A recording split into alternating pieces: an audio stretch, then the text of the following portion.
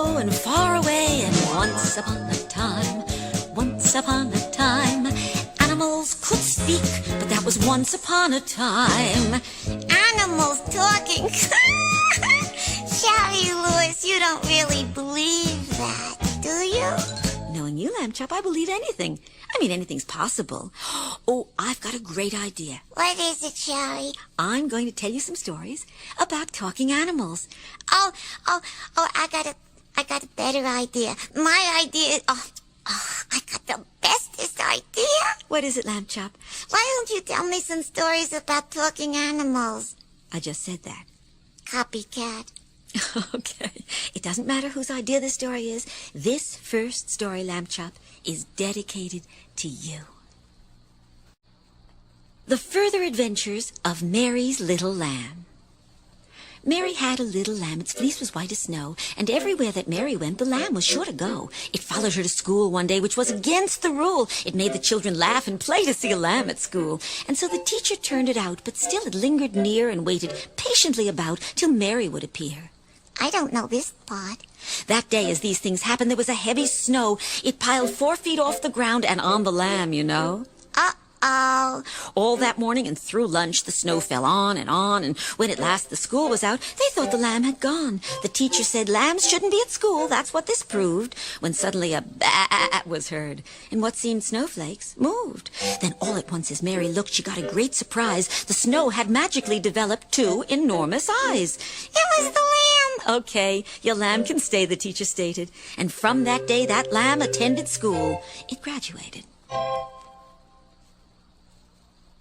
The Elephant's Child, or Why Do Elephants Have Such Long Noses? Elephants didn't always have long trunks. They had round noses, Lamb Chop, big as beaks. Well, one day, baby elephant came upon a crocodile lying in the mucky mud by a stream, and she asked, Mr. Crocodile, what do you eat for supper? The crocodile said, It's a secret, but if you put your head down, I'll whisper it into your ear.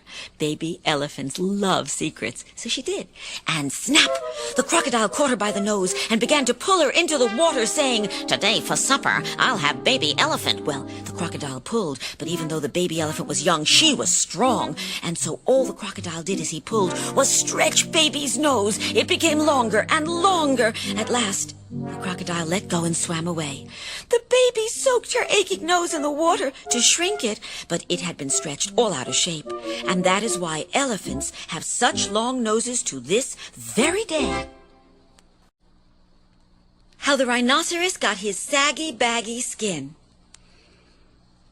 On a beach, Baker Man took flour, water, plums, and sugar and baked an enormous cake. But before he could eat it, a rhinoceros with a horn on his nose came to the beach. Now, those days, rhinoceros's skin fit tightly, with no wrinkles. Rhinoceros spiked that cake on the horn of his nose and ate it. Baker Man screeched, You take my cake, you make a mistake. Well, the next day, Rhinoceros returned to bathe. He took off his skin, left it on the beach, and waddled into the water. Baker Man quickly filled Rhinoceros's skin with dry, stale, tickly cake crumbs. Then he hid till the rhinoceros put it back on. Rhinoceros did. His skin tickled like cake crumbs in bed. Rolling in the sand made it worse. He scratched against a palm tree so hard, he rubbed his skin into big folds. And from that day to this, every rhinoceros has folds in his skin and a bad temper.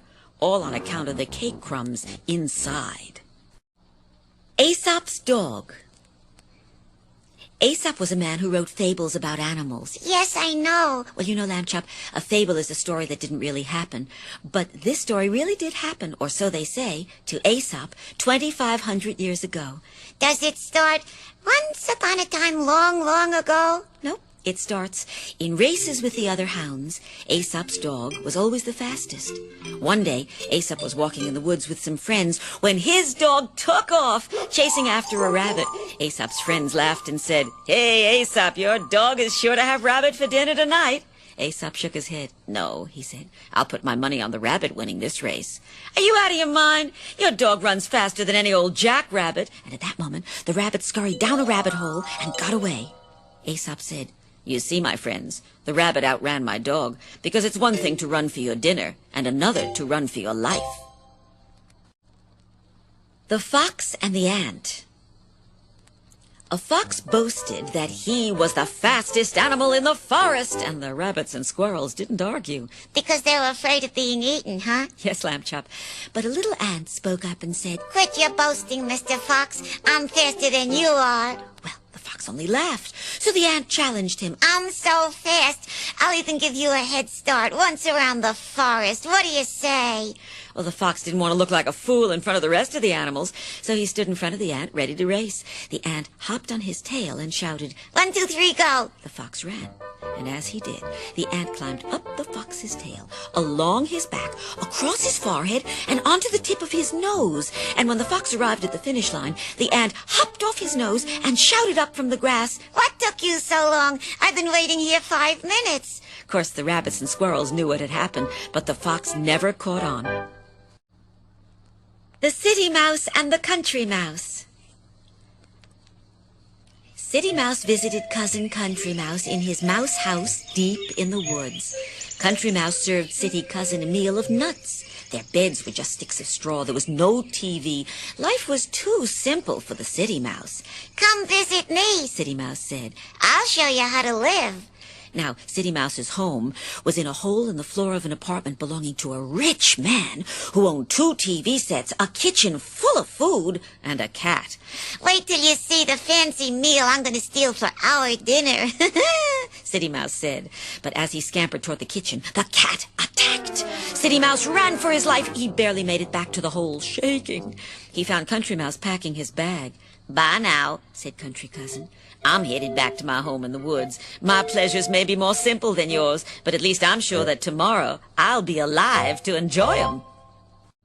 The Fox, the Crow, and the Cheese. Long ago, a crow spotted some tasty cheese on a window ledge. So she flew down, scooped it up in her beak, flew back to her tree, and was about to gobble it up. Now, a fox had seen her snatch the cheese. He wanted it for himself, so he trotted to the tree where Crow was perched. Good morning, Madam Crow, he said. My, you look beautiful today. How shiny your feathers are, and your claws, they're wonderful to see. The Crow was delighted with the compliments, wriggled all over with pleasure. So the fox continued. Madam Crow, he said charmingly, I've been told you have the loveliest voice in the forest. Sing for me, make my day. Well, the Crow had never heard her voice praised, for as you know, crows make awful noises. And she was so flattered she opened her beak to sing to him. The moment she did, the cheese fell from her beak into the waiting jaws of the fox, who ate it all up. The Ant and the Wheat. A king who just loved stories said he would let his daughter marry anyone who would tell him a tale that never ended. Now his daughter, the princess, loved a certain young man who said, Okay, I'll try. Lamb Chop, tell the tale he told. There was an ant who was hungry. He saw a barn filled with wheat, and he decided to take some. The ant crawled into the barn, put a single grain of wheat on his back, crawled down the road to his home. Then the ant crawled back to the barn, put another single grain of wheat on his back, and crawled home. Then the ant crawled... And at that point, the king realized this tale just might never end, and he said, I give up. Finish your story, and you can take my daughter as your bride. So the young man said, When the ant had filled his home with wheat, he sat down and ate. The king was satisfied, and so were the princess and her young man, who lived happily ever after. Peter and the Wolf. Grandfather locks Peter behind a tall garden wall so Peter can't get in trouble.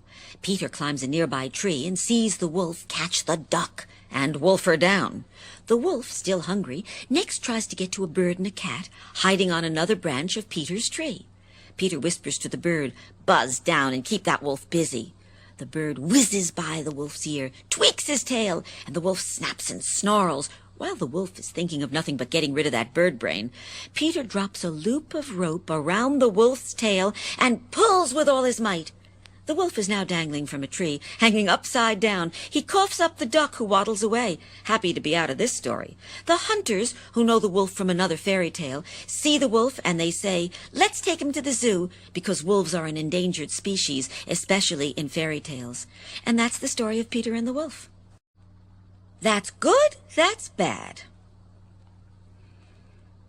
A son loved to ride his father's horse. That's good. The son wanted a horse of his own, but the family definitely couldn't afford 2 horses. That's bad. The father's horse ran away. That's bad. Later, the father's horse returned. That's good. It brought with it a wild horse that had become very attached to the father's horse. That's good. But the wild horse was very wild and kicked down the barn door. That's bad. That night, there was a fire in the barn. That's bad. However, because the barn door had been kicked down, both horses escaped from the fire. That's good. The son climbed on the wild horse's back, but it threw him to the ground, breaking his leg. That's bad. Next day, soldiers came to town. They took all the able-bodied young men away to be soldiers and to fight and perhaps to die. That's bad. They didn't take the boy because he had a broken leg, so he didn't have to go off to war. That's good. That's it. Thieves go free. A ruler would put people in jail who bought stolen goods and let the thieves go free. People complained, why let the thieves go? They are the real criminals. So one day the ruler gathered his people in front of the palace. He let loose a number of rabbits and spread lettuce leaves on the ground. Each rabbit grabbed a leaf, scampered down his hole, and ate the goodie he had snatched. Next day, once again, the ruler scattered lettuce leaves, only this time the rabbit holes were blocked with stones. The rabbits took the leaves and scampered to their holes, but finding their holes blocked, they realized they couldn't store what they had taken, so they dropped the leaves and scurried away.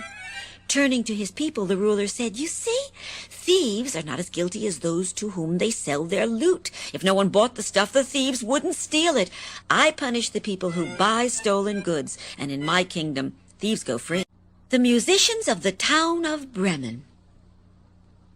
When an old donkey's master began to think about selling donkey's skin, Donkey ran away. On the road to Bremen, he passed musicians singing and thought, I can do that for a living, even though I'm old. He heard an aged hound dog howling, "My master has turned me out." "You've a loud voice," said Donkey. "Come be a musician with me." Then they heard a rooster crowing, "My mistress is going to make me into soup." "You have a strong voice, too," said Donkey and Dog. "Join the troop." At nightfall, they saw a house, but when they peeked in the window, they saw robbers with swords sitting around a table. The animals came up with a plan. Each sang his own song loud. Donkey brayed, the dog barked, the rooster crowed. They made such an awful noise, the window panes shattered and crashed, and the robbers fled. The animals made themselves at home, and for all I know, there they are from that day to this. The story of Flopsy, Mopsy, Cottontail, and Peter Rabbit. The rabbits only had one suit of clothes amongst them. Tuesday was Peter's turn to wear them. Mrs. Rabbit said he could pick berries in the lane, but he mustn't go to Farmer McGregor's garden. So, of course, that's where Peter went. Right, Lamb Chop. After eating enough cabbage to develop a fat tummy, Peter ran into Farmer McGregor. "Stop, thief!" cried the farmer, and he chased Peter. Peter scrambled this way and that, lost one shoe amongst the carrots, the other amongst the potatoes. He tore his jacket off on a wire fence, and then he jumped into a bucket to hide, only to find it full of icy water. At the gate, his fat little belly got stuck between the slats, and Peter barely got away from the angry farmer. By the time he raced through the door of his home, Peter had a cold in his nose, and he didn't have a stitch of clothes on his body. So from that day forth, Flopsy, Mopsy, Cottontail, and Peter had nothing to wear. But I think rabbits look better like that anyway, don't you? Right. The dog and the cat used to get along fine, but here's why today dogs chase cats. The poor man with whom dog and cat lived was given a magic pebble. Placed in a pitcher, He was told, "This pebble will cause the pitcher to fill with milk. No matter how much you pour, there'll always be plenty of milk, so you three will never be hungry." and so it was. Then the pebble disappeared. Now the pitcher was empty. Dog and cat searched for the magic pebble on one side of the frozen river, then walked over the ice to the other side and looked. They found the pebble, but by now the ice had melted and they couldn't walk home. Dog said, "Cat, hold the pebble in your mouth, and don't open your mouth." Then Dog paddled into the river with Cat on its back. Some kids laughed at the funny sight of a dog splashing along with a cat on its back. Cat laughed, too, and the pebble fell kerplunk into the river. They never found that magic pebble. Now, dogs seem to hold grudges when they get mad, and since the day when the pebble was dropped, dogs have been chasing cats. The Dog and the Wolf. Can I play the wolf? I never get to. Do it, Lamb Chop. A watchdog guarding his house one night grabbed a wolf trying to get a lid off a garbage can. The wolf whimpered, "Don't hurt me. I was hungry and looking for something to eat." The dog said, "Yuck, why do you want to eat the dirty stuff in the garbage can?" The wolf explained it was cold and wet in the woods, and sometimes there wasn't much food. Watchdog felt so sorry for the wolf, he suggested Wolf move in with him and help keep thieves away from the house. Boy, Wolf liked that idea, and he followed the dog to the door. By the porch light, Wolf suddenly saw a mark on the dog's neck. "Oh, that's nothing," said the dog. "Just a mark from my chain." "What chain?" asked the wolf. Dog shrugged. "My master chains me in the daytime so I won't chase people, but I'm free at night. Believe me, it's worth it to get 3 good meals a day." "You can keep your meals," said the wolf. "I'll take a dry crust and my freedom against all the king's luxuries with a chain on my neck." Why dogs sniff each other's tails. It happened long ago. Dogs from neighboring Indian villages got together to have a dance. Even dogs from tribes that were fighting came, for no matter how their masters felt, the dogs didn't have a bone to pick with each other. Some dogs had tails that curved up over their backs, but most had tails that were droopy and could trip them as they danced, so it was agreed everyone would take off his or her tail and hang them on the branches of nearby trees. That's what they did, and the dancing began. Suddenly there was a crack of thunder and lightning. Now dogs know that you shouldn't remain under trees during a lightning storm, so they became frightened. Each dog quickly snatched any old tail he or she could grab from a branch, and they scurried back to their villages. And that's why dogs always sniff each other. They want to find their own tails, once and for all. Goldilocks. Walking through the woods one day, Goldilocks found a house. It was too small for a giant. It was too big for a mouse. She saw 3 chairs when she walked in, and to her great surprise, she found 3 bowls of cereal, each of a different size. She ate the cereal standing up, and then she saw a chair, which she broke, of course, when she sat down. It belonged to Baby Bear. By this time, she was sleepy. She stretched out on a bed, the smallest, though there were 2 larger beds to use instead. She'd been asleep for an hour when in walked 3 brown bears, their noses twitching. They went to the kitchen and saw the broken chairs. Little Bear said, "Look at that, Pa. Look at my broken bowl. A thief's been here, I think that's clear. My cereal's been stole." "Stolen, son," Papa said, correcting the little bear. Then he rushed upstairs and found the girl named Goldilocks sleeping there. "What do you think you're doing here?" Big Bear said with a shout. Then picking her up, bed and all, he swiftly threw her out. The Tall Tale of the Baron and the Bear. Baron Munchausen said, "I was out camping when suddenly I was chased by a great grizzly bear. Well, I tell you, I ran through the woods, waddled across streams, up one hill, down another, with that big beast chasing me when suddenly I reached a dead end. On 3 sides of me were rock walls. On the 4th, that gigantic grizzly galloping toward me at full speed. The bear opened his mouth wide. Do you know what I did then? I stuck my hand deep inside that old grizzly's mouth. I reached in until I grabbed the bear's tail from the inside. I pulled on that tail and turned that beast inside out, which turned the bear around so he was facing away from me. That bear was so confused, he just kept running in the other direction." The terrifically tall tale of the Baron and the Buck. One time I went deer hunting, Baron Munchausen began. I'd been trailing this big buck for days, and the only thing left to eat in my backpack was a bag of cherries. Suddenly, there was the deer. He had little stumps instead of big horns. His antlers had probably been broken off in a fight with another big buck. I grabbed my rifle, and then with a groan, I remembered that I'd left the bullets in the cookie jar back home. But that didn't stop me.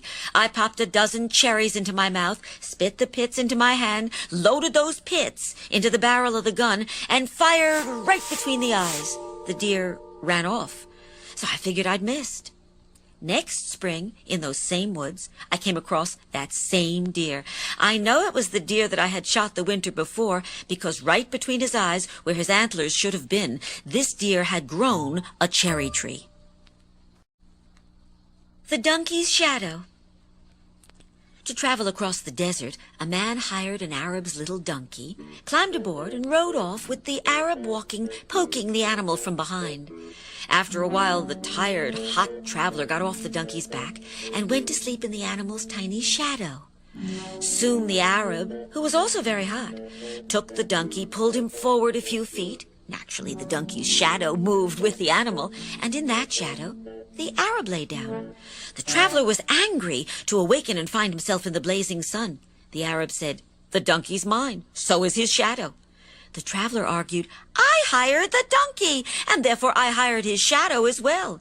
Well, they began to fight and yell. The donkey became frightened and ran away, leaving the silly fellow stranded in the desert with neither donkey nor shadow, which proves if you fight over the shadow, you'll lose the real thing. How the animals got the water from Frog. With Coyote played by Lamb Chop. Good. In the beginning, Frog owned the water. He kept it trapped in a pond by an earthen dam. Other animals had to pay Frog when they wanted a drink. They didn't like that. "Water should be free," said the Coyote. So he went to Frog's pond. "I'm thirsty," he said to Frog. "Can I have a drink?" "Can you pay me?" said the Frog. Coyote shook his head. "No, but I know where a treasure is buried." Coyote led Frog to the bottom of the earthen dam, saying, "The treasure is buried inside this dam."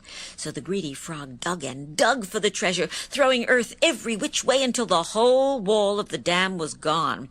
Without the dam, the water spilled out and ran into the rivers, and then the animals could drink freely all they wished. But you can still see Frog trying to guard the water wherever it is, for to this day he thinks it belongs to him. The Monkey and the Cheese. Two cats had agreed to share a piece of cheese, but were arguing about its size. "It's 8 inches long," said the Siamese cat. 7, purred the Persian. A monkey said he would be the judge so his friends, the cats, wouldn't fight. The monkey held the cheese. "Trouble is," he said, "it's an uneven shape." He bit one side of the cheese and handed it back to the cats. "Now it's 5 inches long," snarled the Siamese. 4, pouted the Persian. The monkey took another bite. The Siamese snapped. "Now it's about 1 inch long." "Half inch." The Persian persisted. The monkey needed both hands free to separate his fighting feline friends, so he popped the rest of the cheese into his mouth and swallowed it. "I've tried to help you," the monkey said, as he pulled the cats apart. "I only wish that I had been able to satisfy you as much as you have satisfied me." And he left quickly. An all-American tall tale called 5 Million Ducks. "I remember one day in Colorado," said the old-timer, "I came upon this river just covered with ducks. There must have been 5 million ducks sitting in the water. As the sun went down, it suddenly turned so cold, the water froze in an instant. Them ducks found their feet stuck into the ice. They got so scared, all 5 billion ducks tried to fly away at the same time. They flapped, and the whacking of their wings raised such an upward pull that the ice lifted away with them, and them 5 million ducks flew off with the whole frozen river, leaving nothing behind but a big hole that stretched for miles." Another old-timer said, "I never heard of a hole stretched for miles anywhere in Colorado." "Sure you have," said the first fellow. "They call it the Grand Canyon." The Bat. With Lamb Chop in the leading role. Oh, good. An army of animals was fighting an army of birds. A winged creature flew amongst the animals, who asked, "Are you bird or beast?" "I'm a bat," he said. "but I have a furry body. I must be an animal." The animals said, "Fight with us against the birds." But when the animals began losing, the bat flew into a cloud and came out where the birds were circling. "Who are you?" the birds asked. "I'm a bat," he said. "but look at my wings. Certainly I'm a bird." The birds said, "Fight with us against the animals." Well, the battle went on. Animals did better one day, the birds the next. And each time the tide turned, the bat turned too. First fighting as a bird, then, as they seemed to be losing, as an animal. The battle ended with neither winners nor losers. Everybody was happy, except the bat. Nobody wanted anything to do with him. Because he only wanted to be on the winning side, he ended up on none. And to this day, bats hang on out-of-the-way trees, shunned by all. The Heron and the Fox. Atlanta playing the fox. Okay. A heron flew over a fox, who cried, I'm so hungry. The heron felt sorry for him and took him home with her. She said, I'll go catch fish, but don't eat any of those tubs of butter, for I must sell them to pay my bills. But when Heron left, Fox dumped out the butter, ate the bottom layer of each, then put the butter back so Heron wouldn't see the difference. Next day at market, Heron was angry. She couldn't get money to pay her bills because half her butter was gone. She knew Fox had done it. On the way home, she called to a shepherd cuddling a black lamb. You'll lose that lamb to the fox tonight if you're not careful. Back home, Heron moaned, Oh, I'm sick, I'm going to die. Frightened that he'd lose his meals, Fox said, Can I help? When it's dark, bring me the shepherd's black lamb, she begged. That will make me well. That night, Fox crept into the field to steal the lamb, but found himself surrounded by men and dogs waiting for him, and even the fox couldn't talk his way out of that one. The Dog and the Bone. Once there was a little dog whose master had given him a bone. A big soup bone that silly old dog was very proud to own. Proud, that is, until, gee whiz, he came upon a stream, and there, by the edge of a high rock ledge, his eyes got an angry gleam, for he happened to look down into the brook. And what do you think? He saw another dog with a bone in its mouth, and so, quick as a wink, he barked at the dog he saw in the water, and opened his mouth, which he shouldn't have oughter, 'cause the bone that he'd held as tight as you please fell from his mouth with the greatest of ease into the stream, to disappear. And that is the end of this tale, I fear, for the dog in the water, to which he'd objected, why, that dog was nothing but himself, reflected.